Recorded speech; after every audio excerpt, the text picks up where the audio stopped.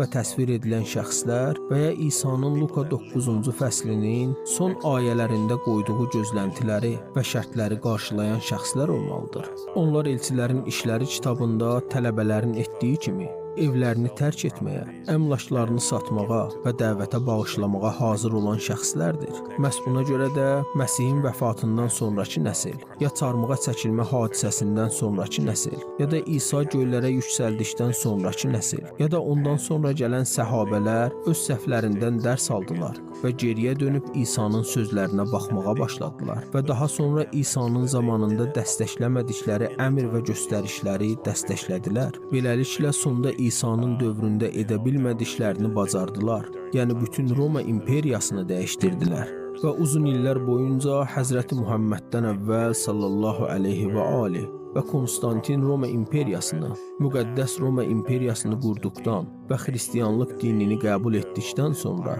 imperiyanın müəyyən bölgələrini idarə edən və xristianların əsasən ilahi ədalət dövləti prinsipləri ilə yaşamalarına imkan verən, həqiqətən ədalətli hökmdarların olduğu dövrlər olmuşdur. Bu iki dövr arasında isə müəyyən bölgələrdə yaşayan və onları idarə edən İsa'nın həvariləri və ya xəlifələri var idi. Onlar həqiqətən də möminlərin yaşayıb çiçəklənə biləcəyi kiçik bir ilahi ədalət dövləti qurmuşdular.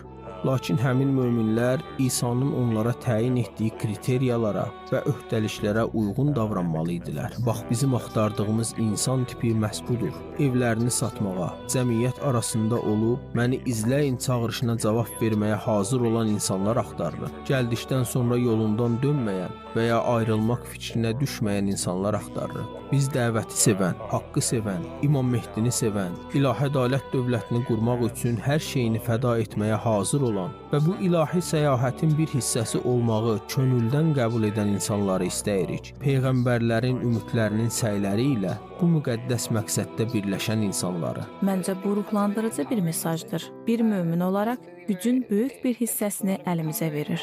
Əslində isə bütün gücü bizə verir. İlahi ədalət dövləti hələ də qurulmağı gözləyən bir mövzudur. Burada lazım olan şey dəstəkdir, həqiqi dəstək.